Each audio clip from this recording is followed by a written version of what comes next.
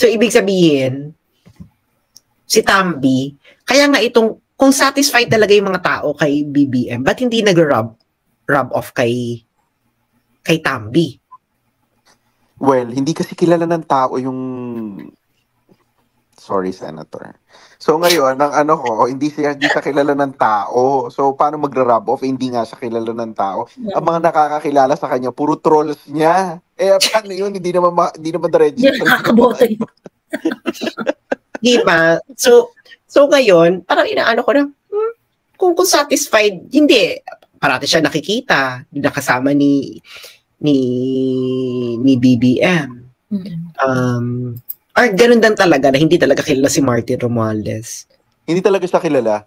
Swear. Hindi kahit sa ABC, wala siya eh. Hindi siya kilala talaga. Sandali, kukunin yung survey. Kaya nga kung sasabihin natin yung pangalan niya, tayo lang magpapakilala.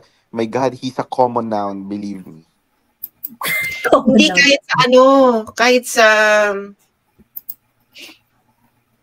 alam mo ba yung bagong presidential survey, mas mataas pa si Luis Chavez Singson kay Romualdez. Kesa kay Martin, oo. Parang yun na parang. Hindi siya kilala. Sobrang hindi kilala. Tawagin Martin ni. Tambi na lang. Kasi mas kilala siya as Tambi. For promise, wag natin banggitin yung pangalan. Mas mataas pa si Risa Ontiveros, 1%. Tapos si Tambi, 0.3%. Ano ba yun? Tapos, ano survey yan, Sas? 2028 presidential survey. Iting sa Tangerine. Ay, boga tong 4.5 kilos for 12 euro. Can you imagine for 1 hour of work in the Netherlands? Esas, yung Delimondo na corned beef, mga ilang minuto mo yun sa Alam mo, Daryl, hindi na ako kumakain madalas ng corned beef sa Netherlands nun. Kasi nga, yung jowa ko, ang tingin niya sa corned beef, kahit ano pa yan, ng Pilipinas, ay dog food. Delimondo pa yan or Pure Foods? Oo. So, actually, ang tagal ko hindi nakakain ng corned beef. Parang hindi na ako kakain, chat. Ako, may sasabihin ako, I don't know if narinig nyo na tong balitang to, pero when I was in college, nakarinig ako ng, alam mo ba sa factory ng corned beef, kapag kapag yung isang worker doon, naputol ang kamay, kunyari, na durog siya, nag-grind siya dun sa alam mo, hindi pinapahinto yung buong production for that day. Seryoso? Gano'n karami naman yung napuputol na kamay doon? Kunyari naputol yung kamay mo. Doon ko nalaman na yung bayad pala sa bawat daliri, iba-iba. Oo. Oo, sa insurance, iba-iba. Oo, iba-iba. Pinakamahal ito, opposable sum. Yeah, yan ganyan. So, doon ko nalaman yun kasi meron ngang naging karne yung niya, buong kamay niya. Hindi ko sasabihin yung brand. Pero kung maghahanap kayo niyan sa Google, makikita nyo. So, iba rin ang ko sa corned beef, iba rin ang pakiramdam ko sa corned beef. pero yun ang ganun ang eksena. Kaya ang tagal ko hindi nakakain ng corned beef kasi ng jowa ko yan ng corned beef eh. Oo. Talaga. Hampas lupa kasi ko sa Hacienda. Buti na ako hindi naman sa gusto ko ng corned beef, pero alam mo yung may mga time kasi na parang kailangan yung madaling i-prepare, di ba gigisa mo lang sa Ako rin ganun din gusto ko eh. Pero yung talaga sabi niya, ano ba ito? Parang carb work. Dog food, isang dog food. Ganyan talaga siya sa akin pagkabukas ko ng corned beef. Ang aso hindi kumakain ng corned beef. Oo. Bakit ayaw ng aso. Kita mo kapati nga aso, ayaw ng corned beef. Charot. So, pinagsasawaan nila ng mamilay ka, yung tipong parang, kakainin mo sila once, o gustong-gusto niya. Okay lang kakain, pero pag yung hindi, ayaw nila niyan. Aminin mo mas mahal pa ang dog food. Hindi nakakainin yan. Aminin mo mas mahal pa ang dog food sa corned beef. Actually, magkano yung Delimondo? 200. Yeah. Magkano yung Royal Canin na dog food? Magkano 1 kilo? 400. Alam mo na ang meat ng dog food mas maganda sa meat ng Hindi ko alam yung sa Royal Canin, pero yung mga aso ko kasi Taste of the Wild, nasa 780. Ang taray! Di ganun din yun, parang halos level din yun ng Royal Canin, direct. Mas mataas pa nga yata. Oo, kasi yung sa akin fish. Wet yun? Wet dog food? No. Siya, fish yung Taste of the Wild. Kasi yung Royal Canin, more on ang protein yan, beef, yan. Ayokong, kasi pag yung aso pinapasok mo sa bahay, dapat fish ang pagkain yan. So, Taste of the Wild, maganda yun. Naalala ko, yung aso ko noon, raw fed yung aso ko noon eh. Pinapakain ko siya ng galunggong once in a while. Once a month, gano'n. Pinapakain ko siya galunggong. Gusto niya, pagkabit mo yung corned beef kasi maanggo yung corned beef eh. Alam na alam mong medyo, alam mo yung gano'n, hindi, kung sa isda malansa, sa karne, kapag maanggo, medyo nakakasuya agad nakakauta. Alam mo yung gano'n. So, ayaw nga ng aso. So, ibig sabihin, may eksena. Char. Kasi, nung 2022, anong tawag dito? Nung 2022 ba? Yeah, 2022, yung anniversary ng martial law, pinamigay yung Delimundo sa Marcos Mansion eh. Yung meron kaming parang live, doon, meron kaming live anniversary ng, ng, close wala kayo ni ni Dr. Bato. Ipadala mo sa Facebook yung kanila, mag-friends ba kayo? Ay, akyat si Doc Bato? Oo. Sige.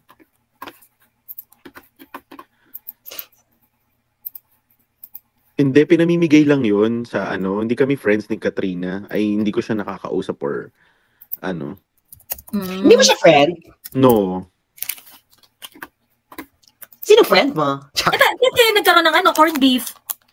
Kasi, doon guest si JPE doon. So, maalala ng lahat ng vloggers at saka ng media, naloka silang lahat kasi yung giveaway doon, grabe. Siguro mga 7 lata kada isang tao. kaya nagpapatawa pa nga sila noon na sa Monday, adobong corned beef. Sa Tuesday, sinigang na corn. Parang ganun yung nila patawa nila doon kasi 7 yung syempre, kaysa naman gumastos sila Senator Amy. Pagdating doon, parang nadudun na yung mga Delimundo nung inimbitahan si JPE. So, I never met Katrina. I never met her. Hindi ko, I wanna meet her. Pag na-meet mo si Katrina, ano sasabihin mo, Sas? Ano sabihin ko? Alam mo, dapat sa'yo, girl, pumunta ka ng Paris, samahan kita. Para? Ayaw ko sabihin! Anyway, ayan na si Dr. Bato. Alam mo, dapat mag-sorry ka pag na-meet mo. Hello. Good evening sa inyo dyan, Joey, Sas, Direk, at si Mr. Hi, Doctor. Ayan. Actually, gusto ko si Prof doon sa yung, kasi Prof, di ba, tawag dito, they just released, the Presidential Communications Office released issued a press release saying na nag-slow down yung inflation rate, 2.8, the lowest since 2020. Ayun. Ano po bang significance nito? Kasi nga yung inflation na yan, hindi lang naman Pilipinas ang nag-slow down, global yan eh. So, kumbaga, if they claim the credit, hindi nila pwede i-claim 100% yung credit niya na dahil sa mga policies nila, kaya nila naibaba. Partially pwede, pero hindi 100% kasi nga global yan. And then yung reasoning nila na dahil daw sa corn, narinig ko kanina yung explanation sa corn, yung sa mga food items. Ang nakikita ko dyan kasi, kung titignan mo yung oil prices, naging stable siya for the month of December. And then, yung trend from September to November is pababa yung oil prices mo, yung Brent crude, yung global. Yan laki ng ambag ng oil sa industriya natin, di ba, sa iba't ibang mga sectors. So kaya talagang pag bumababa siya nagiging stable, talagang it contributes to lower inflation. Eh ang problema naman kasi, yung may base effect din pala to kasi yung nung nakaraan taon mataas talaga, isa pang reason yon. Kaya mababa talaga ngayon dahil may base effect, dahil ang laki nung pinanggalingan nung nakaraan. So, so kaya makikita natin dyan na hindi lang Dr. Bato. Hindi lang para sa ating mga Dr. Bato, Mike, para sa ating mga tutubi sa mga dalampasigan, ipaliwanag mo kung ano ang base effect. Yung base effect, kasi pagka kino-compute mo ang rate of inflation, hindi naman yan, yung pinapakita nilang datos na 2.something%, hindi yun month to month, year on year yun.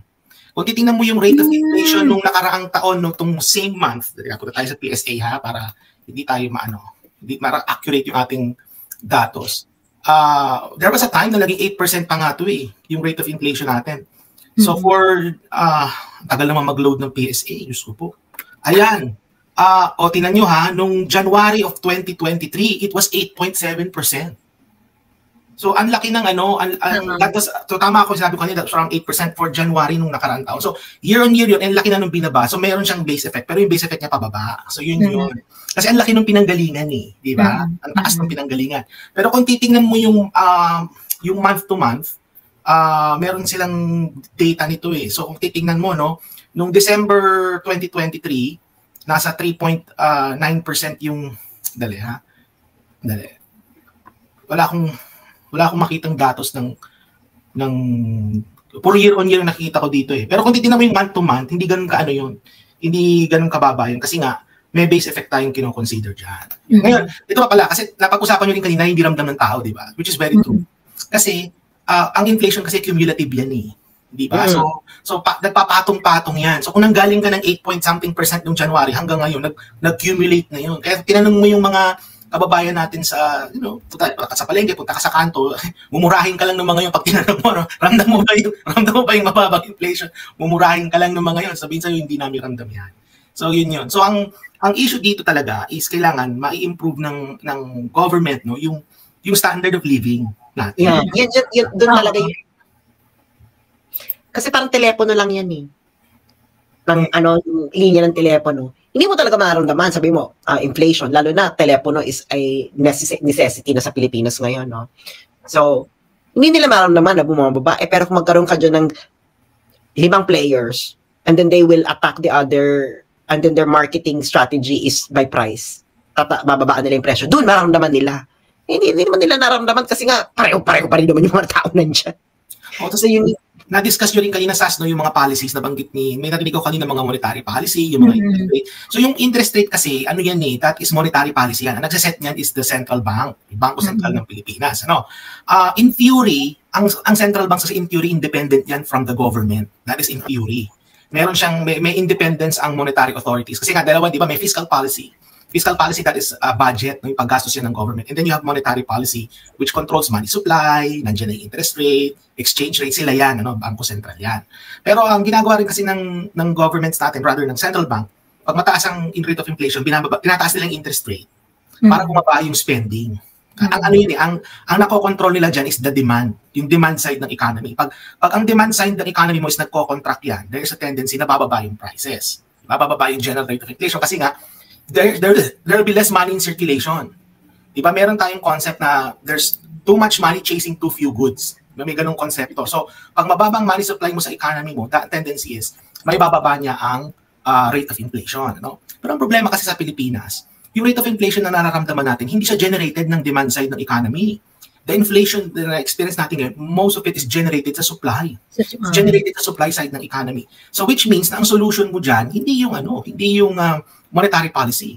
Ang solution mo dyan is supply policy. So dyan napapasok yung industrial policy, dyan napapasok yung pag-improve ng productivity, research and development, paano mo ma-improve yung means of production, innovation, nandyan na yung lahat. So which is unfortunately matamlay sa atin sa ngayon. So yun yung nakita kasi mostly ang focus natin nagiging demand pero hindi natin nakikita na ang problema is sa supply.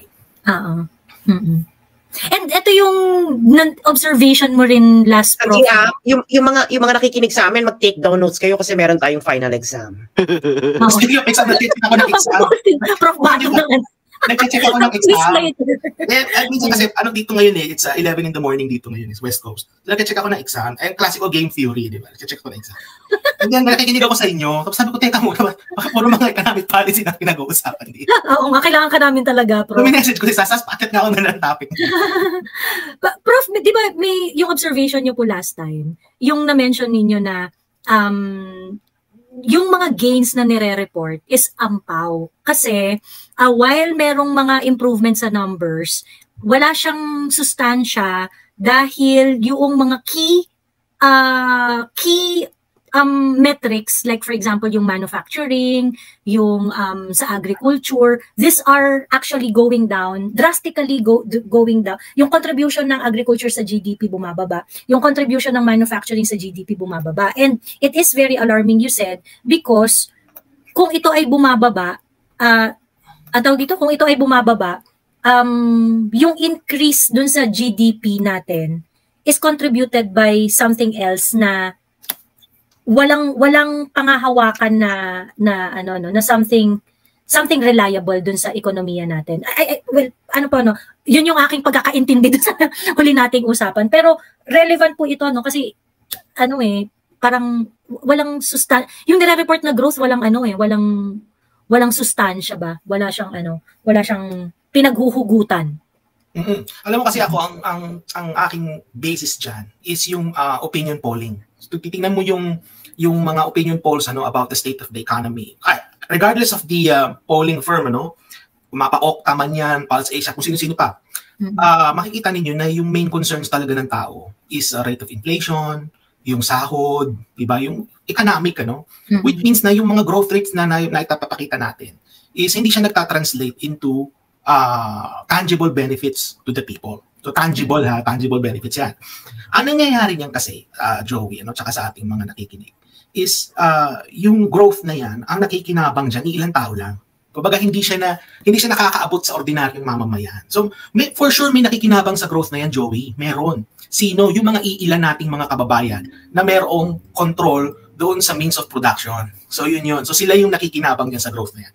And in other words, yan yung konsepto na kung saan yung mga mahihirap lalong nagiging mahirap at yung mga mayayaman lalo silang yung mayaman. So yun yung dyan. Yun yung nakikita natin na nangyayari. Kaya pag tinanong mo ordinaryong tao, ramdam mo ba yung 5.8, 5.6% growth, fastest growing economy in the region, they will tell you, no, hindi namin yan nararamdaman. Diba? So, kasi nga, hindi balanse yung distribution ng growth. Diba? Yung ang kailangan dyan mangyari is lahat tayo makinabang sa paglago ng economy. Unfortunately, that is not the case. Prof, parang yung parang yung masaya yata dun sa yung masaya yata dun sa growth ito 82% ng ABC. Teka, ano yung question dyan, Joey? What was the question? Sino yung mga government officials na top performing government officials? Tingnan natin yung Class D. According sa ABC, ang top performing ay si BBM. Pero para sa D&E, ang top performing ay si Inday Sara. Grabe, no? Talagang makikita mo kung anong... Sorry, Senator. Ayan. Hinahanap ko, Prof. Batu, yung same survey na different period. Kasi, tumaas to from 82. Tumaas to, hindi to 82. Itong period na to is... Itong period na to ay December 10 to December 14, 2023. Meron itong, I think parang mga yata, third quarter, mga September, October yata. Nakakatawa yung underdog lang ang masasaya. Oo. Ayan, no? Hindi to ganito kataas, hindi to 82. Pero tumaas yan ngayon. Pero, ano yung kinasasaya nila? Yung sinasabi ni Prof. Batu na yung increase at yung benefit ng magandang metrics ng ekonomiya ay ine-enjoy lang ng hindi balanse yung growth natin eh. Kumbaga, yung trickle down effect na sinasabi ng mga conservatives nung araw, hindi nangyayari, no? At ang nakikita natin dito is kita mo nga sa polling data na yan, overwhelmingly, yung nasa class A, B, C. Actually, I would rather see yung Class A talaga, Joey. Kung meron silang purong Class A lang, kung gaano kalaki yung percent na masaya sila, no? Diyan sa survey na yan, kitang-kita mo kung sino yung mas masaya sa state of economy natin sa ngayon, di ba? Which is unfortunate. Bakit kaya hindi masayang ABC kay Sara? Well, masaya naman sila, pero hindi ganun kasing saya. Ang layo ng nila, oh. Yes, 57, no? 82-57 lang kay Inday. Feeling ko Metro Manila yung ABC, no? Yeah. Anong survey to? Okta. Okay. Yung Okta rin naman kasi, ano bang methodology ng Okta? Alam ko lang to, online lang to eh. Pero, yung ABC na yan, ano yan? I mean, tong survey na to, more on Metro Manila. Kasi, kahit yung sa Metro Manila yan. Alam mo, sorry, pero ako, rin ako ng sampling na ganyan. Baka may mag-quote sa akin, pero iba talaga ang tingin ng Metro Manila sa sa hindi taga Luzon. So, yan yung ko.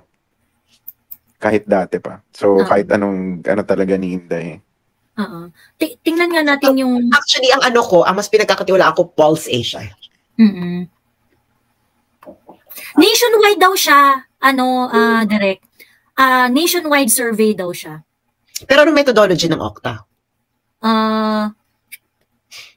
Face-to-face interview 1,200 male and female probability respondent aged 18 years old and above interviewed for this study. Ayun. Tapos plus minus 3% margin of error, 95% confidence level. Ano bang ano nila dito? Well, ang ano ko na lang dyan is, at least si Sarah hindi siya na naging parang Lenny ang kanyang buhay. Kasi si Lenny talaga bumaba talaga. Sa survey talaga bumaba talaga. May survey na nilabas kung saan ang taas ni Martin Andanar. Tapos kinumpare siya kay Migs, ang baba ni Migs. Martin Andanar? Oo. Martin Andanar. Martin Romualdez. Yung ang obvious na yung pangalan ng survey firm parang kakaiba. Parang Pag-asa ba yun? Ewan ko yung survey firm yun. Girl, pag hindi siya established, ano yan, eme lang yan. By the way, no, makikita natin leading to the election, expect nila dadami pa yung mga survey firms na mga fly-by-night. Marami lalabas na mga results going into 2025. Pero I think actually naniniwalaan ko lang na survey, yung Facebook reaction, yung haha, yung heart. Hindi, actually, magkakaalaman yan sa 2025. Kasi midterm Kasi magkakaroon ng slate yan Magkakaroon ng tingnan natin kung magkaka-slate ba ang Duterte, magkakaroon ng slate kasi si Sara, ano ba siya, magkakaroon ba siya ng sariling slate? Kasi hindi natin alam ang kanyang ambition, kasi di ba tatakbo siya ng 2025? Sabi niya. Pwede ba siyang tumakbo mayor? Tapos vice president din siya? Hindi. Hindi pwede. Basta akong alam ko, iniisip na nung kampo nila, iniisip na ng admin kung paano nila hindi mai-slate si senator sa kanila na hindi sila mababad shot. Si Amy? Oo, diba re-election ni siya. Ngayon, feeling ko tinatrabaho na nung mga yun yung hindi kasama si Sen sa slate nila. Kasi paulit-ulit sila dun sa na sabi ni ganito, sabi ni ganyan, dapat ka-share natin sa vision yung mga nasa slate natin. Pero parang feeling ko pakitang tao na lang yung Senate yan sa July, gusto na nilang burahin yung Senate So sino ang eksena nila alam mo kasi sa yung presidential survey, si Tulfo saka si pa rin ang nangunguna si Sara Yeah. So ibig sabihin, si Tambi, kaya nga kung satisfied talaga yung mga tao kay BBM, ba't hindi nag-rub off kay Tambi? Well, hindi kasi kilala ng tao yung... Sorry, Senator.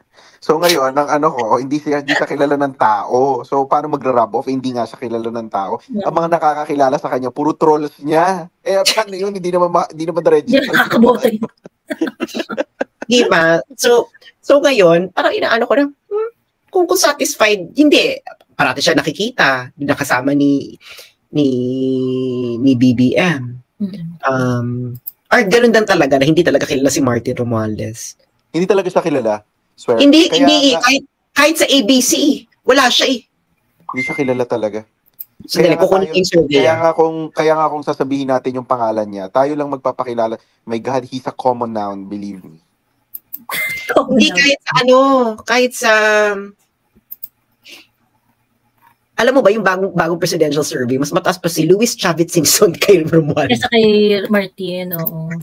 Parang yun na parang. Hindi siya kilala. Ako tawagin Martin Tambi na lang. Kasi mas kilala siya as Tambi. Oo, promise. Wag natin banggitin yung mas mataas pa si Risa Ontiveros, 1%. Tapos si Tambi, 0.3%. Ano ba yun? Tapos, ano survey yan, Sas? 2028 presidential survey. Iting sa Tangerine. Tapos nakakaloka pa kasi dito. What's this? Bakit hindi din gusto ng class A, B, C, si Romualdez, 0% na siya dito. Para magustuhan mo ang tao, kailangan kilala mo muna siya. Hindi class A, B, C. This is already class A, B, C. Mas kilala siya dyan. So, 0% for president. Sa totoo lang, sa tingin ko, hindi pa rin siya kilala ng mga yan. Siyempre, hindi talaga siya kilala, promise. Hindi, kasi Joey, ipakita mo yung survey ng Okta. Yung kanina? Parang imposible hindi pa siya kilala kasi mukha niya lagi na lang nasa TV. Ay, sorry. Hindi ito. Di ba parang siya lang yung presidente Hindi kasi minsan nagkakatalo rin yan sa methodology ng mga survey at saka kung kailan nag-survey. So, hindi kasi ito recent, parehong recent lang. Kita mo, ilan ang ABC ni Romualdez? 56. Actually, mas mataas pa kay Zubiri. O kita mo, halos magkapareho nga lang sila ni Sara sa ABC, tapos 0% siya sa presidential. Ano ba yun? Ibig sabihin, hindi lang talaga siya bet. Kilala siya, hindi lang siya bet. Hindi siya, Meron ba hindi yung awareness? Hindi siya bet maging presidente, pero bet siya maging speaker. So, speaker ka na lang. Ayun. Di kung mag-speaker siya, pwede bang Bluetooth na lang para ilang tao lang nakakarinig? Kasi lang yung may Bluetooth reception siya lang. Oo, pwede ba yung mga tanong niya na lang? Oo nga, so kilala siya, no? Hindi lang talaga siya gusto. Ayun. Hinahanap ko, Prof. Batu, yung kaso ganito talaga sila naka-ABC, naka-atado yung ABC, hindi nila hinihili. Pero maganda sana pag nakita natin, no? Yung A lang. Ang prediction ko dyan, mas mataas pa talaga yung sa A. Yung sa A lang. Oo nga. Bakit yung DNE nakahiwalay pero yung ABC sama-sama? Kasi... Ang arte naman ng ABC, so nandidiri sila sa DNE? Hindi yan magkahiwalay, Yung ABC pinagsama-sama. O nga, baka mas mataas pa sa 82 yan, pagka A lang. Baka naman, 79 sa A. Pero alam mo, sa mga survey na to, makikita mo kagaya sa Supreme Court, naawa ako sa Supreme Court, Joey. Laging sila yung mababa yung, alam mo yan, nagtatrabaho naman sila. Pero ang baba ng kanilang, ng kanilang satisfaction. Kita mo 6% sa ABC, 18% for the whole country.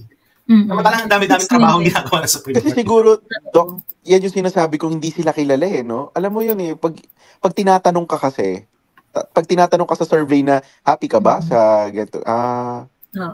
Di ka sure, di mo kilala yung personalidad dun Parang ganun ang tingin ko. Kasi, when I was in college, parang ako ng ganyan sa sa SWS. Parang, naging part kami ng ganyan. So, pag talagang hindi alam, parang, so, something like that. Tsaka pag sinabi mo sa Supreme Court yan, ang agad iniisip ng mga taong pinagtatanungan mo, yung sa nila, Hall of Justice nila. May ganong thinking yung mga yan pag tinatanong mo So, yun lang ang tingin nila yung Hall of Justice, kung kamusta sa Hall of Justice nila. So, kung ikaw rin naman kasi direct yung, kunwari ako Supreme Court Justice, wala naman akong balak pumasok sa any popularity game. I mean, wala naman akong balak tumakbo sa national office or what.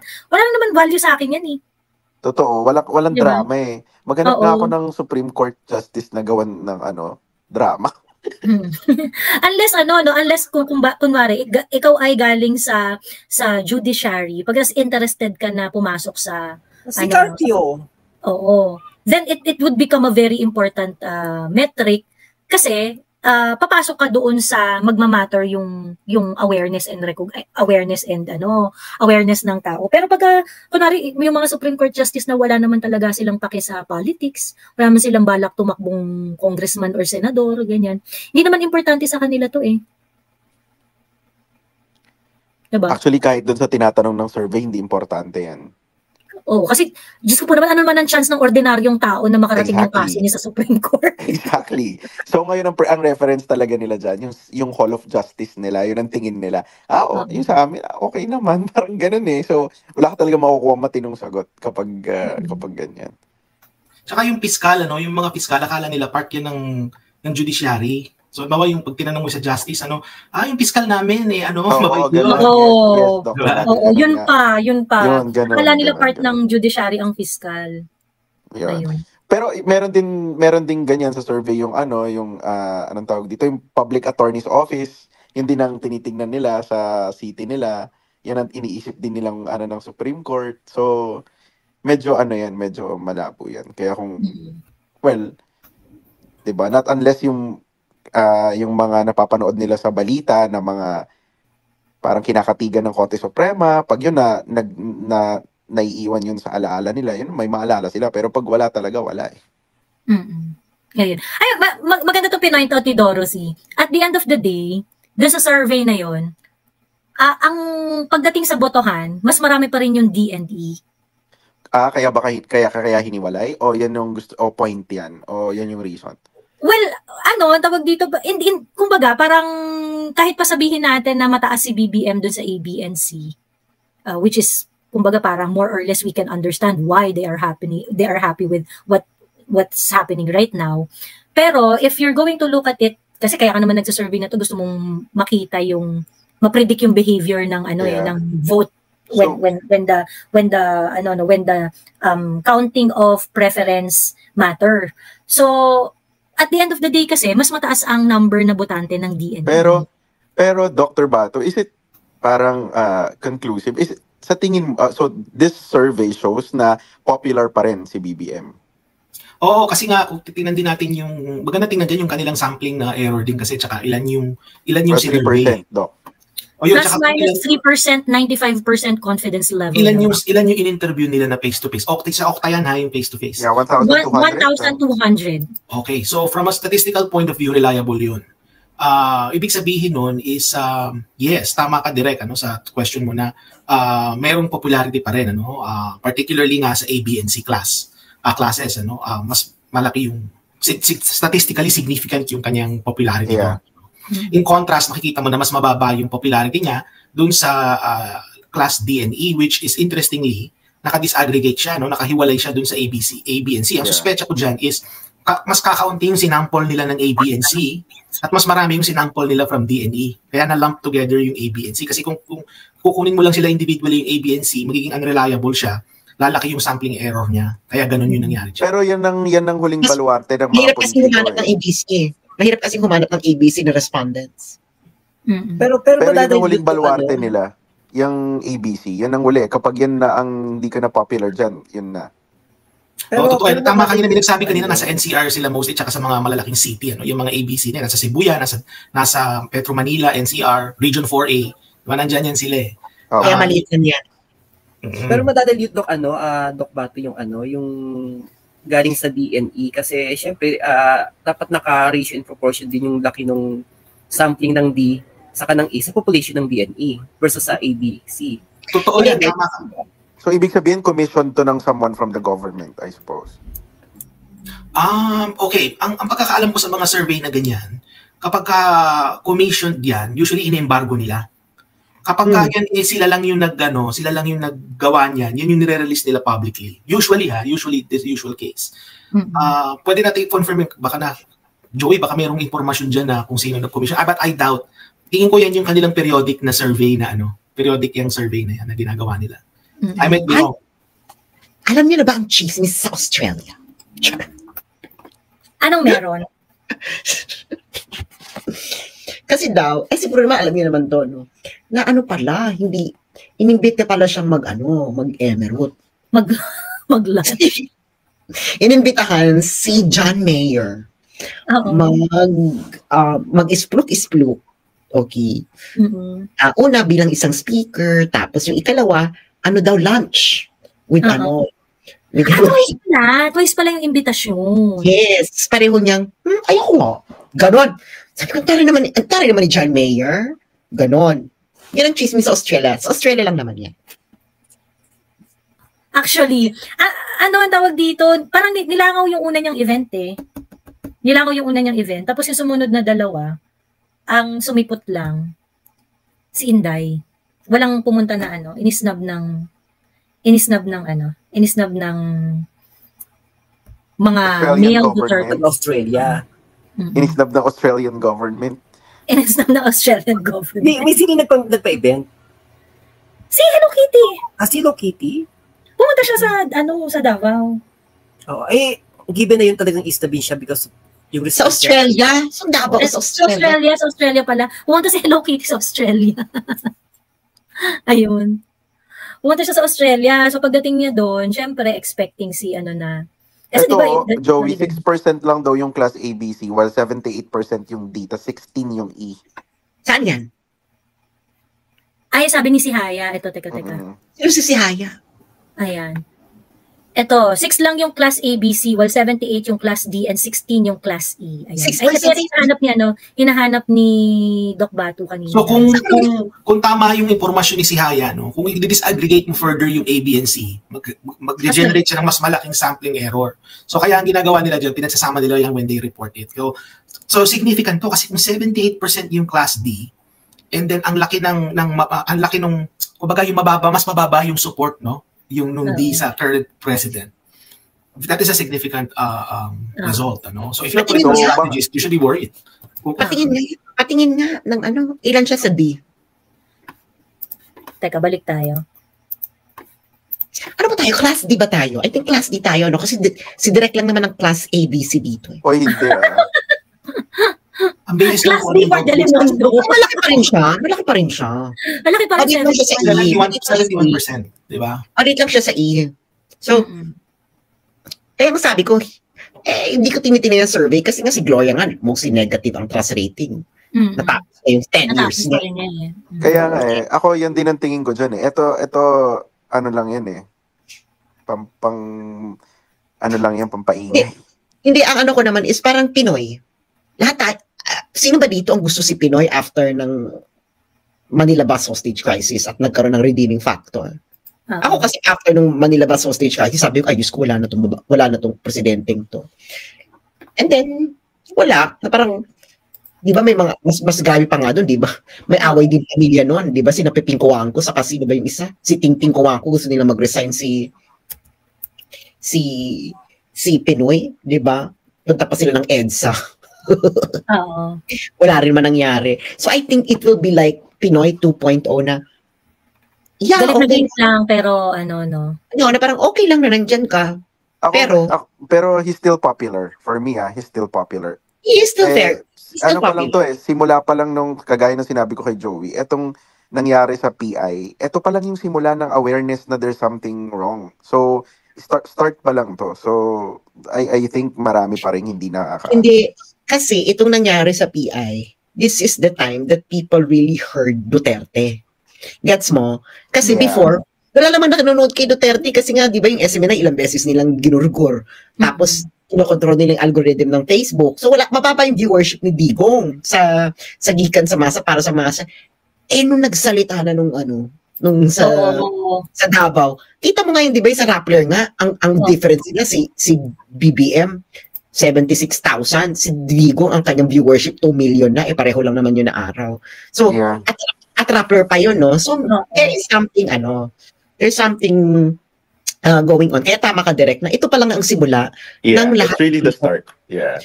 Kaya wag sila magkakamali na pag nanalo ng senator si Digong, kanya na naman ang camera. Yeah, he's really a show. And alam mo naman ng mga kababayan natin. Mahilig sa show. Kita mo si si Mami Like, parati nag-show. Abangan mo si Digong pagdating sila doon. Messenger pala. Oo. Pero tama pala, Dr. Batu, na consider yung ratio in proportion. Kasi kung titignan mo, yung buong Pilipinas, 71, and yet parang nakaano lang sa Kasi di ba kung malaki yung botante ng DNE, madadilute. Pero pagdating dito sa overall sa Philippines, 71 lang. So, na-consider pa din pala. So, talagang, agree okay, Direk. Popular pa din si Yeah, popular pa lang siya. Tapos, sabi dito ni Isabel Cruz, kung mapapansin talaga natin, lahat ng mga binabato sa admin, sila care. Pero pag si Digong, sumasagot sila. Oo.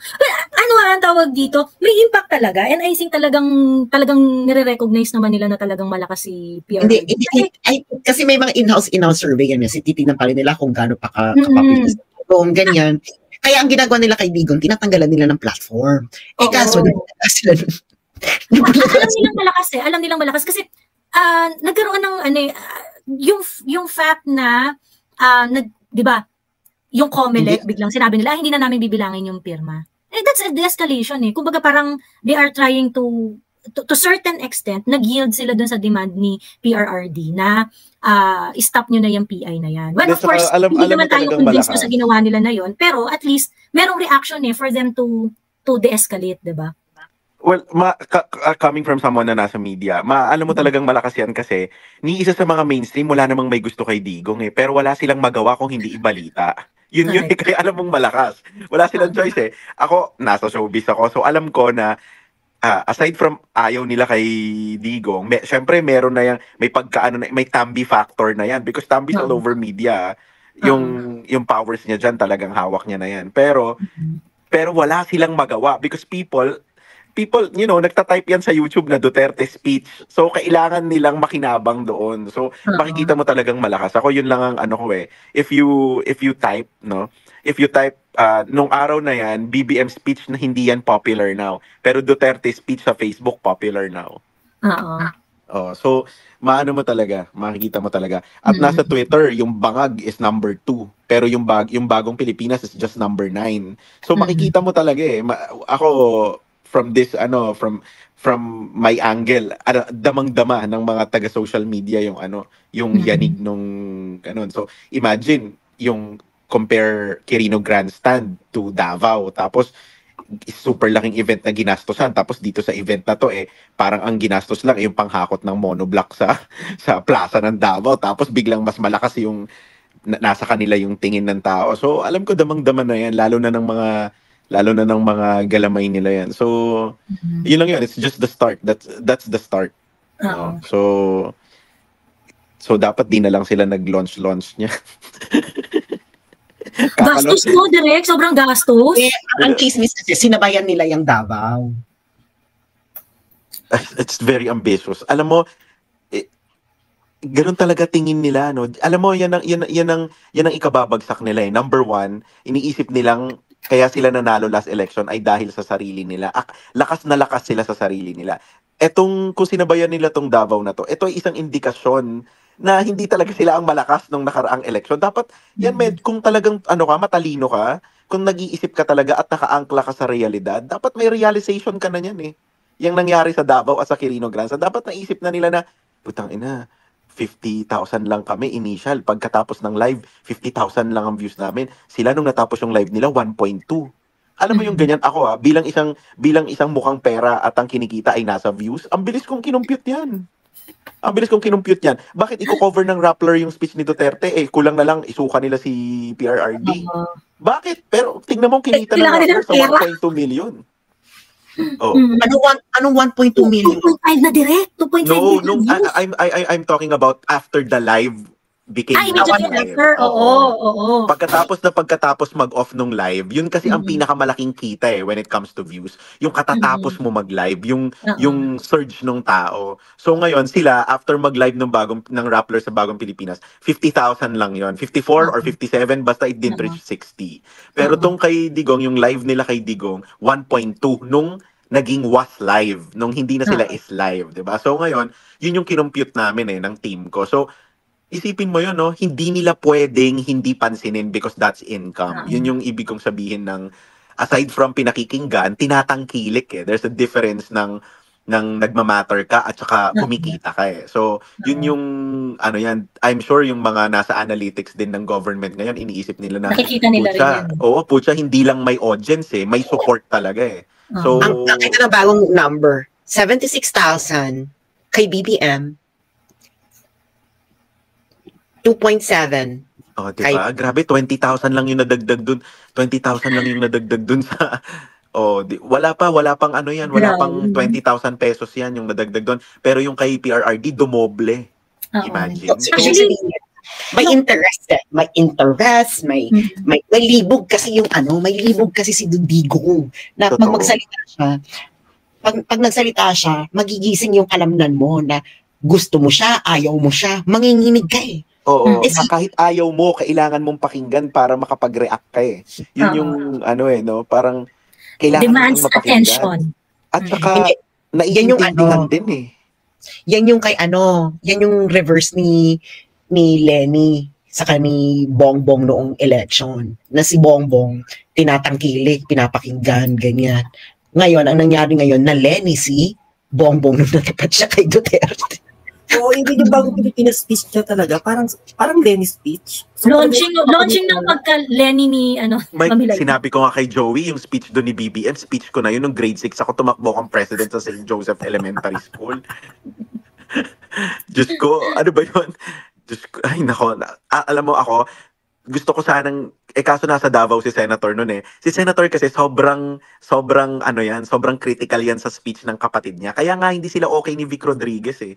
Kasi nung campaign, na puputyo-putyohan si Manang sa speech ng kapatid niya, na parang ano ba yan, anak ba ng tatay ko yan? Dapat ganito, dapat ganyan. So, pinlay ko ngayon sa harapan ni Senator yung speech ni PBBM dun sa sa Bagong Pilipinas. Diyos ko, buti na lang kaka-opera lang ng mata ni Senator, hindi siya maka-roll eyes. Hindi ko kaya talaga. Isipin mo, yung kay PRRD, nagsimula pa sa di niya na daw maalala dahil may nakita siya mga nagsasayaw na baba. Mapapakabot ka na ulo mo eh. Oo. Actually. Diyan sila scared eh, yung talagang PRRD demands attention. Yeah. Actually commands. Hindi commands attention. Commands attention. Na ang ano doon is ito ang nakakaloka kasi yun eh. Nasabi ng Digong eh. Kung anong gusto niyang sabihin noon sa Davao eh. Kaya ngayon, ang eksena niyan, alam mo yon, 'di ba? Itong mga kakamping, ano bang ginamit nila laban kay BBM nung election? Hindi ba sinabi ni Digong? Sinabi lang din ni Digong, yeah. So parang si Digong, kaya nga sabi ko, puta, ang galing nito ha. Kung sa chess ito yung tinatawag na fork, no? Na mag-check ka, pero hindi makagalaw yung kalaban mo kasi kailangan niyang galawin yung king niya. Pero may makakain. Yes, delikado, yeah. Delikado pa rin. Parang ako nga dito quadruple fork, no? Pati ata si Sarah, pati si Amy na check. Oh, gago kayong lahat. Parang ganun si Digo nga, putang ina ninyong lahat. Oo, ganun talaga. Talagang nagpaulan ng pakyo talaga sa buong bansa eh. So sabi ko actually before, just ko talaga nakakatawa talaga yung gabing yan. Kasi hindi makadecide itong magkaibigan, Inday and Manang, kung pupunta ba ng Davao. Kasi walang sumasagot sa kanila kung anong gagawin nila. They were invited. Pero walang sinasabi, mag-prepare ba kami ng speech, anti-PI, ganyan. O sige, si Senator naman preparing speech, Inday preparing speech. Pagdating doon, pala silang moment. So ano lang sila, sabi ko sa kanilang dalawa, so ang ganap nyo doon is only 10%. Sabi naman ni Senator Amy, anong 10%? Audience impact lang kayo, Senator. 10%. 10%. Sabi niya, hayop, gumastos akong papunta dito, 10% lang pala ako. Sabi naman ni Inday, ako nga, galing pa ako sa kabila eh. So talagang walang nakakaalam, no? Kasi paano ka makakapag-prepare sa isang speech pagkatapos ni Willie Revillame? Alam mo yun na parang ako talaga, feeling ko talaga wala talaga nakakaalam kung anong sasabihin ni Digong nung gabing yun na parang alam mo yun na parang lahat talaga parang actually nung sinabi niya, Ma'am Lisa Bongbong, Mr. President, Ma'am Lisa, ayoko talagang dumating ang pagkakataong ito. Pero mapipiligan ako magsalita laban sa mga tao sa gobyerno. Ako talaga nakaganyan talaga yung bibig ko. Siya parang sasabihin matanda. Biglang. Alam mo, tawag dito, kung ano yung sinabi ni Digong doon, exact words, like, ayokong dumating ang panahon na ito. Gusto kong sumigaw na eto ang hinihintay naming gusto ko ayaw mong dumating kami, eto yung gusto namin dumating. Pero alam mo na pipipin yan eh, kasi niya iniipit. Alam niyo ba yung gusto gawin ng Kongreso ngayon sa SMNI? Gusto nila pati ang lahat ng social media platform ng SMNI tanggalin. Alam mo, nakakabahala yun, Sas, if gagawin nila yun na pati lahat ng social media. Kasi, in effect, that would go censorship na yun, full-on censorship ang mangyayari dyan. And hindi nasaklaw ng NTC kasi yan eh. Ang NTC is free TV, di ba? I mean, yung binibigyan ng franchise ng legislature natin, ng Congress. Kasi that mean, bibigyan din ng franchise yung social media. Hindi sila saklaw noon. So they're treading on really dangerous ground, pag ginawa nila yan. Actually, question ko din niya kanina, Dr. Bato, nung pinapanood ko na parang, bakit pati social media pipigilan? Parang anong saklaw ng anong batas meron diyan sa social media at pwedeng gamitin ng NTC? So parang obvious tapos bumabalik ako sa speech ni BBM na importante sa amin yung feedback. May nagfi-feedback sa iyo pero pinapatay mo. So ganun ang eksena nila sa buhay. Tingnan mo to, yung Roldy Singh yan. Alam mo ako, I'm very close to Congress Representative Geraldine Roman. I'm so disappointed talaga. Close din kay Manang yan eh. Pero kahit wala pang Aimee noon, super close ko na kay Representative Geraldine Roman. Pero now that she's, one of the auto defenders of Tambi, sobrang, nako talagang mag-i-essay text na ako para hindi ako dadaan ng Bataan. Bataan kasi siya. Ay, yung closeness direct, no, kasi Bataan nga lang pala siya. We are very close. Alam mo, as in super close. Sabi ko pa nga sa kanya, way back mag-senador, ganyan. As in, we are text mates, as in chat mates. Talagang, ay nako, hindi ko talaga mapaliwanag. Hindi ko talaga mapaliwanag. Auto-defender. As in, agad-agad, pag may sinabing masama about Tambi, isa siya sa mga automatic naka-react. Parang ganun. In fact, nag-join siya dun sa, umupo siya dun sa press conference ng House of Representatives when Senator Aimee held her first hearing on, natigilan na daw and something like that. Alam mo, napaka-basic lang ng tingin ko. Ako, sabi ko nga, okay kami, close kami. Tapos lahat nitong mga nagagalit dyan sa hearing na yan, alam mo, isa lang ang conclusion ko. Tinanong nga ako ni Senator bakit kaya nagganon si Geraldine? Bakit? Sabi ko, alam mo, pansinin mo lahat, Senator. Lahat ng tumitira sa Senado, yan yung pag mga tumakbo sa Senate, hindi mananalo. Lahat ng mga yan, kaya yan nagagalit sa Senate. Ayan yung mga pag tumakbo ng Senado, walang kapana-panalo, mga putang ina nila. Kaya gusto nilang buwagin dahil hindi sila makapasok doon eh. Yun ang tapos tawa ng tawa si Senator. Tapos maya-maya, sabi nyo, alam mo Daryl, totoo yan. Sabi niya, kasi tinignan ko yung mga nagsasalita doon, yung mga isunod-sunod na lahat yan may Senate dream yung mga yan eh. Kaya dahil hindi nila matupad, wawasakin na lang nila yon. So ako, ay nako, hindi ganyan, pero, dapat di ganyan. Ang eksena, parang, ano kayang ang eksena? Baka pinangkuhan si Geraldine na ipapasa ang Soji. Soji. Nako, yung Soji naman na yan, matagal lang dapat na pasayan. Anong tawag dito? Maarte lang sila Risa, maarte lang sila, na ayaw nila ng ibang pangalan. Kasi nabasa ko yan si Senator, sinusulong niya yan, kahit hindi na tawaging Soji, basta yung gusto talaga nila sa kanila nasa kanilang kinang. Oo. Hindi, ganyan. Actually, mali-mali nga sila, di ba nga, sumemplang nga sila dito kay Aura Briguelas. Oo. Itong sila si Risa, di ba, Can you imagine, wala man lang follow-up si Risa. Uy, bakla. Wala ka man lang mag-sorry ka man lang mag-sorry man lang kayo dun sa waiter na so kaya nga baka ganon. Hindi rin natin alam kung anong takbo ng politika ni Madam Geraldine ngayon. Wala, parang sila para silang talaga gigil na gigil. Alam mo yung number 1, nagbibigay ng deadline. Number 2, nakaprotekta agad. Parang konting hinga lang, talagang nagre-react talaga. Mga power pig mga sensitive. Pero si JJ Suarez, di ba kaya nga na-promote yan na Senior Deputy Speaker dahil todo tanggol siya dun kay Tamba nung SMNI issue eh. Di ba nag-privilege speech siya na parang, grabe yung itong panlilibak na ginawa ninyo kay House Speaker Martin Romualdez. Di ba Isipin mo, isipin mo, kung hindi ko kilala kasi yung Suarez pero kung yung mga anak niya, isipin mo yung tatay mo, umihimod lang ng puwet ng isang ubis. Isipin mo yun. Si Dalipe, nakakaloka yung hamon ni Dalipe. Kayong mga 24 senators, lumantad kayo. Sino yung mga may gusto at may ayaw? Tignan natin kung mananalo kayo sa election. Ang kapal ng mukha, no? Ang kapal ng mukha. Kaya imagine ng mukha. Imagine wag na lang si Senator Aimee. Isipin mo, uutusan mo si Sani Angara, Harvard graduate, na kapal ng mukha mo. Parang kung ako yung staff ni Senator, magre-release talaga ako ng ganong yung kapal ng mukha mo, utusan yung boss ko na lumantad-lantad, no? Sino ka ba yung, Diyos ko, yung apelido mo? Ay, sorry, Senator. No, kaya nga imagine, pagka nag-federate tayo, and then these are the same people na mananalo dun sa mga local districts, Kumbaga, would there be real change if we keep electing the same set of people? Diba? So, sa mga distrito nila, malalakas yan, mahirap matalo. Like the Suarezes, for example, like, I personally know some of them, talagang matindi ang kapit nila sa ang hawak nila sa Quezon. Nanalo pa rin sila regardless Di ba kaya nga gano'n ang ko, Dr. Bato, ang recommendation ko dyan, yung evolving, yung, halimbawa yung, bigyan mo muna ng special economic economic autonomy. So, tas meron kang milestones. Proseso. Oo. Agad-agad. Tas may milestones ka.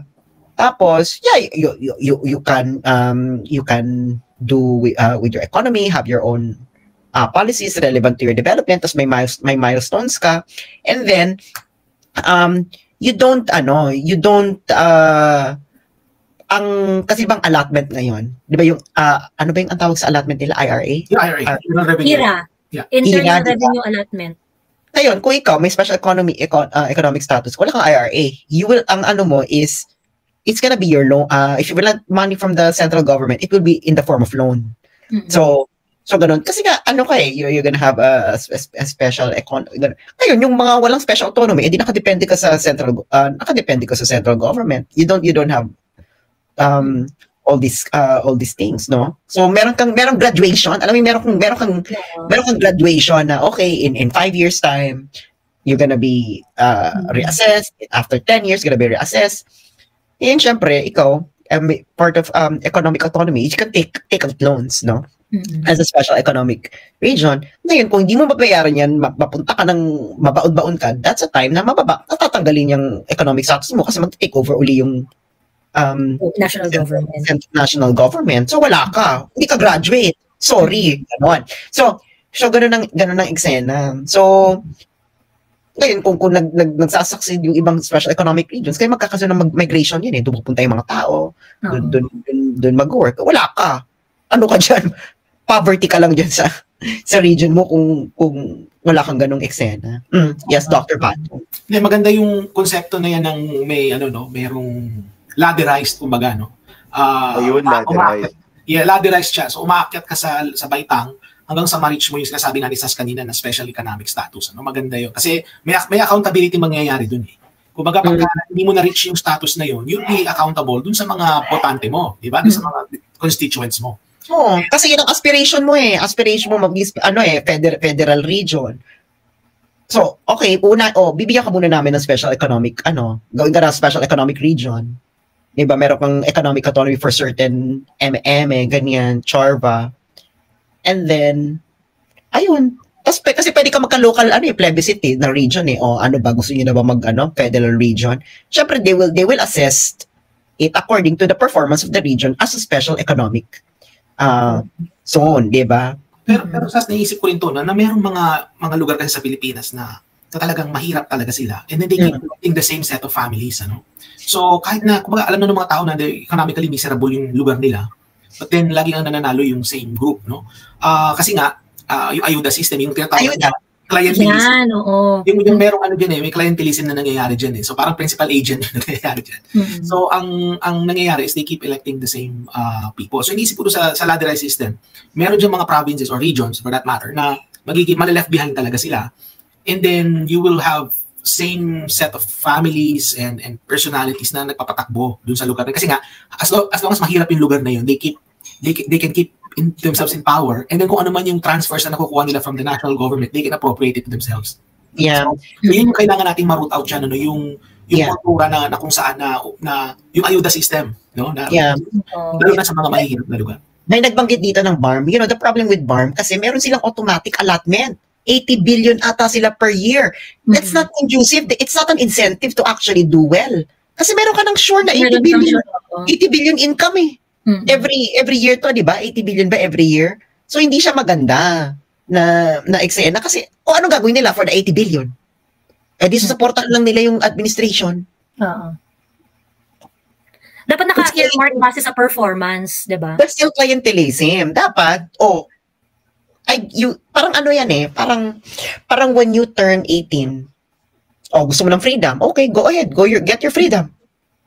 Anong gagawin mo dun sa freedom mo? Pwede ba yun na, I want my freedom but I still want my allowance? Bakla! You want your cake and eat it too. Gusto mo ng freedom, get out, work. Di ba? Hindi yung hihingi ka pa rin ng allowance. Tapos wala akong control sa buhay mo. Pek mo, di ba? So, ganun din yun. Dapat merong, iniwan na tayo ni Daryl. Nawala si Direk, no? Bastos na director. Kaya nga sa budget, meron. Ano kaya na cellphone yan? may unprogrammed appropriations, ano, ang worry ko dyan is baka magamit yun. Again, ayuda na naman kasi mag-election, hindi ba? So, magagamit yun for pet projects, kasama na dyan yung mga assistance kung ano-ano. Napunta lang yun sa, hindi siya nag-generate ng growth. Kasi kailangan natin dyan yung gastos ng government mo, i-invest nila, makaka-generate yun ng paglago ng economy. Ngayon, mangyari dyan, pag ginastos yan sa ayuda, hindi siya hanggang dun lang siya, hindi siya nakaka-generate ng further growth ng economy. Kaya nakabalik na si Direk. Wala talaga mag-further group kasi can you imagine ano ba mga performing SMEs ano natin ngayon, state-owned corporation. Ang pinaka best performing is I think Pagcor ang number 1 performer, no. Pagcor. Magkaiba atang Pagcor. Casino. Sugal. Can you imagine? Yan ang atang pinakamaganda nating state-owned corporation. Actually, gusto kong kasi I remember Prof. Batu wanted to talk about yung yung ito nga yung ayuda. Kasi nakaka-worry talaga Ako personally yun yung sobrang kinakabahan ko dun sa tinatahak ng bansa natin. We are turning into ayuda nation. Ngayon, yung ganitong klaseng policy, hindi to sustainable 'Di ba? Hindi to sustainable. So, Prof, ano yung we already set aside 500 billion pesos for social amelioration. Lahat na lang ng problema, ang immediate response ng gobyerno, bigyan ng ayuda. What do you think would be the long-term effect of this kind of policy sa bansa natin? Okay, may dalawang klase kasing forms of ayuda, no? Merong ayuda na unconditional at merong ayuda na conditional. So yung ayuda na conditional, halimbawa, yan yung sa 4Ps. So merong, ika nga ni Sas kanina, may graduation yan. So halimbawa, kapag napaaral mo yung mga anak mo up to a certain level, naidala mo yung mga anak mo, tsaka yung nanay na pupunta sila sa health center para magpatingin. Di ba? So merong human capital outcomes na marirealize out of the conditional ayuda. No? And of course, pag na-realize mo yung outcomes na yun, graduate ka na, hindi ka na makatanggap ng ayuda. Ibig sabihin kasi self-sustaining ka na. In contrast naman, yung unconditional ayuda, no strings attached yun. So pag natanggap mo yun, walang accountability, basta natanggap mo lang. Ngayon, yung ganung klaseng ayuda is yun yung hindi nakakasapambagit ko kanina, hindi siya nakaka-generate ng growth. Ang nangyayari lang nun kasi nagagamit siya for political means, pag mag-election, to get favors from the constituency, ginagamit nila yun, yung unconditional na ayuda na yun, which I think is not sustainable in the long run. Actually, sustainable siya for the politician but not for the economy in general. Hindi talaga siya sustainable. Kita mo dito, mayroon akong news. May mga nag-graduate ng 4Ps. Pero sinabihin babalik sila. Hindi, nag-graduate sila ng 4Ps. Nasabi, but you can qualify for other programs. Putang ina, edi. Graduate. Oo. Actually, edi pwede ako sa Dr. Batu. Okay, graduate ako ng 4Ps. Lilipat ako dun sa kabilang programa. Tapos maglipat mo nag-graduate. So, pati yung mga programa, ladderized na rin, So, kumbaga, it doesn't end. It doesn't end. So, anong gagawin ko? Dead man na lang, diba? Yung na-mention mo kasi, Prof, na meron tayong dalawang ayuda na, na yung isa conditional, yung isa unconditional, yung no strings attached. Isa pang problem, dun sa part na merong condition, yung ayuda, malaking part nun is just a condition on paper. Marami doon na na parang, pagka na-receive nakapunta ka doon sa mga milestones, ganyan-ganyan. Just like what Sas said, na pagka nag-graduate ka doon, actually, mapupunta ka pwede ka mag-qualify doon sa ibang ayuda. So, kumbaga parang, hindi rin na-achieve nung nag-condition ka pa, pero, di ba, parang mag-qualify rin naman siya sa iba. So, ngayon, yun pa yung isa sa sobrang laking challenge nitong ayuda program na ini-implement ng government. Kasi, even if merong mga ini-impose na condition, yung monitoring system natin doon sa pagbibigay ng ayuda with condition is also very, very poor. Like, yung ayuda para doon sa, yung work, yung pay for work, yung magwawali sila ng kalsada, ganyan-ganyan, yung mag-ano sila. In many localities, hindi naman nangyayari. Para ang nangyayari lang, magpipicture ka lang, hawak mo yung walis, pagkatapos claim ka na. Ganon. So, kumbaga, hindi talaga siya nakakadagdag siya dun sa problema natin dun sa ayuda. So, yung percentage nung unconditional, dahil hindi mo naman namomonitor ng maayos yung conditional ayuda, ang laki nung space for lalong kasi like what you said, yung unconditional ayuda magagamit mo sa mga political interest, ganyan-ganyan. Tapos mas malaki pang, posibleng mas mamalaki pa yung space para dyan. Kasi nga, yung conditional ayuda na supposedly dapat may purpose, ay kakainin din dahil hanggang paper lang naman yung hindi naman lahat ng LGU nakakapag-implement nung monitoring ng mga ayuda na yun. So, this is the fault kasi ng not having a centralized and automated system na diba, ito si Dr. Bato, I'm pretty sure that pareho rin sa Canada and Netherlands na lahat ng information mo alam ng government. No? It's just one centralized database.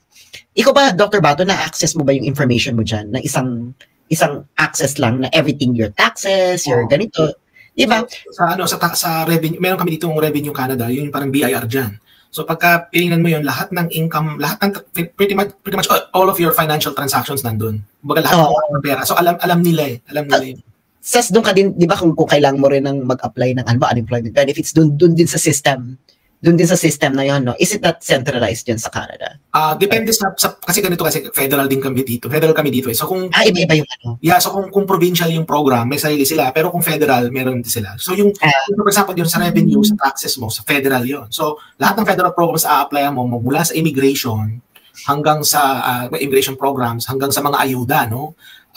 Doon din yun, may isang website ka lang napupuntahan.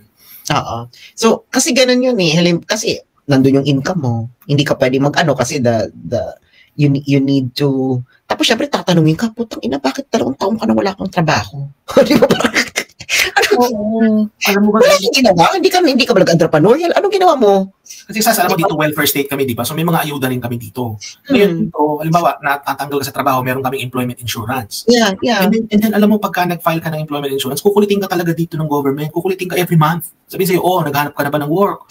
Ano na ganap sa'yo? Saan ka nagpunta?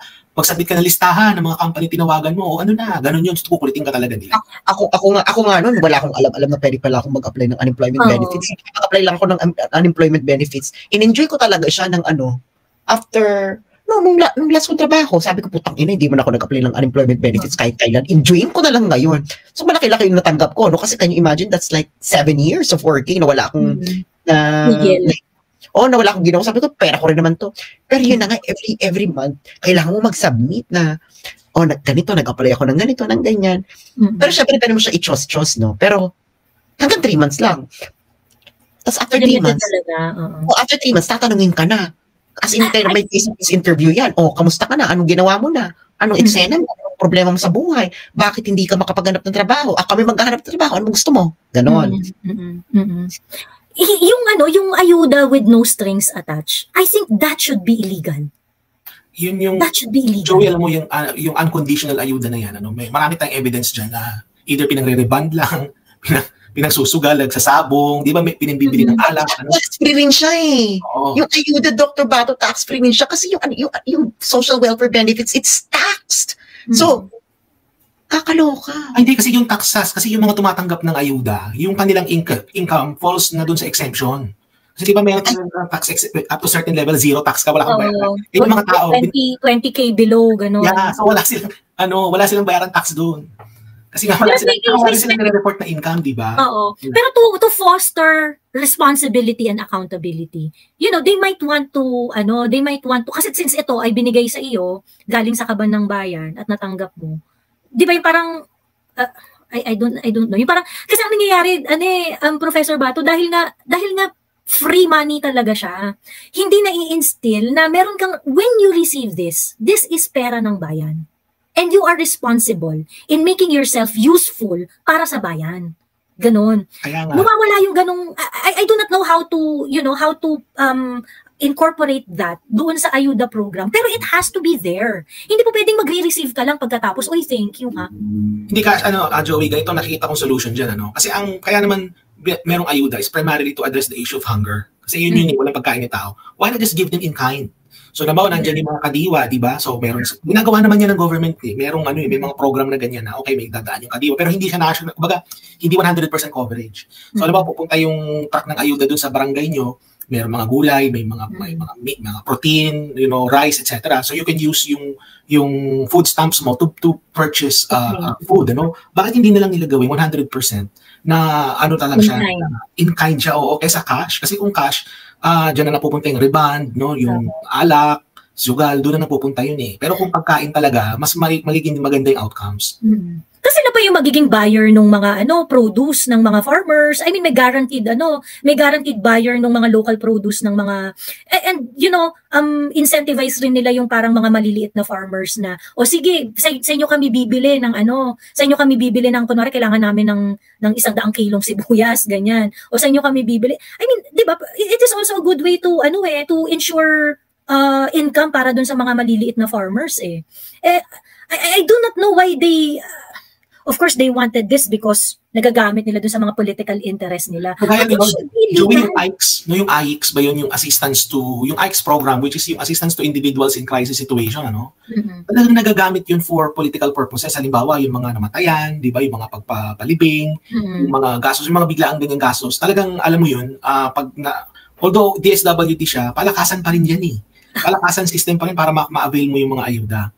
Kaya nagagamit siya talaga for political purposes. Yung monitoring kasi Dr. Batu, rin yan, hindi lang sa mga tao, pati yung politikong may mas mataas na politiko sa kanila. Like for example, ay tatanggalan nila ng AICS yung isang senador o kaya yung isang So mapipilitan ngayon yung senador na yun na tumahimik o kaya kumampi sa kanila dahil wala siyang maibibigay na pang AICS niya. May mga ganun kasi yan eh. So hindi lang doon. Tapos pinaka-worst, yung ayuda, pinapampalit na sa pirma.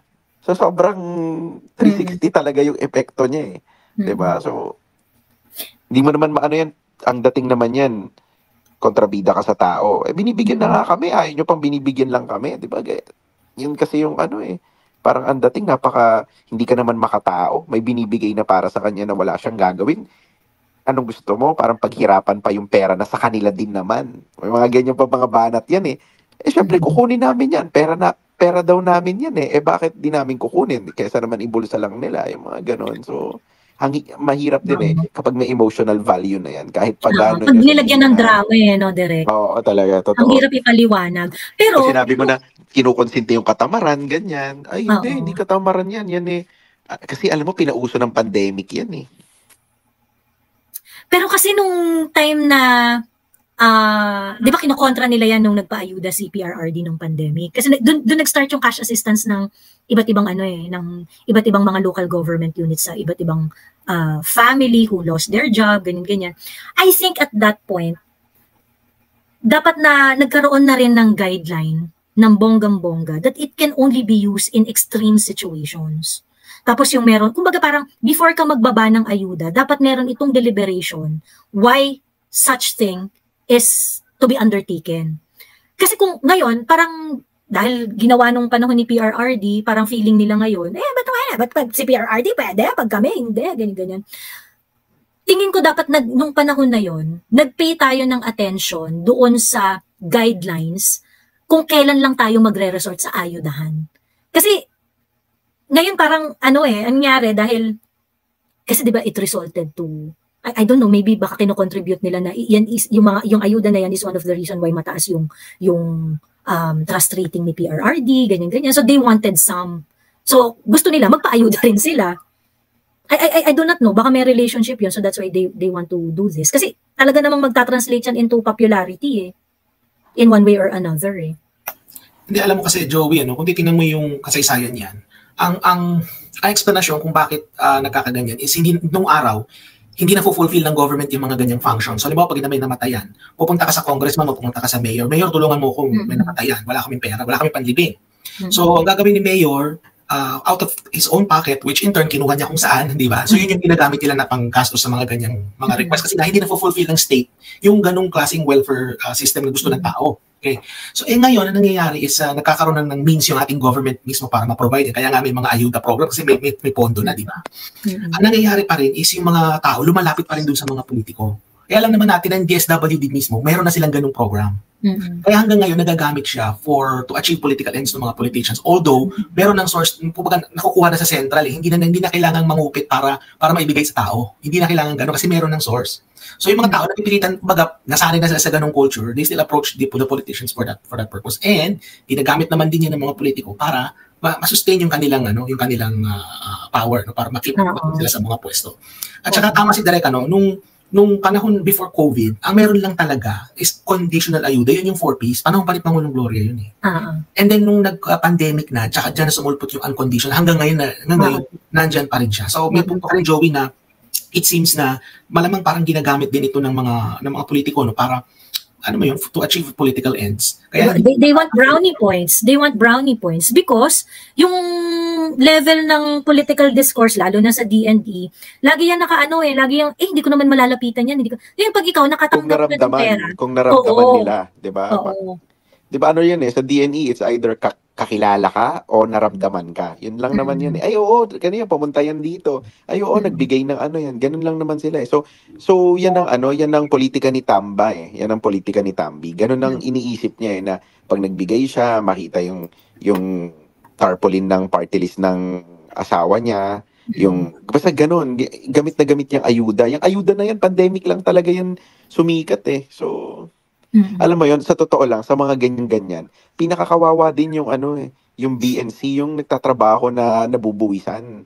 Di ba? Kaya, yun Alam mo, sila yung magtatrabaho, tapos pagka natanggap ng Class E or nung mga nag-qualify sa ayuda, sasabihin pera naman daw nila yun. Teka po, di ba? Parang ang nagtrabaho po ng bonggang-bongga dyan ay yung middle class. Di ba?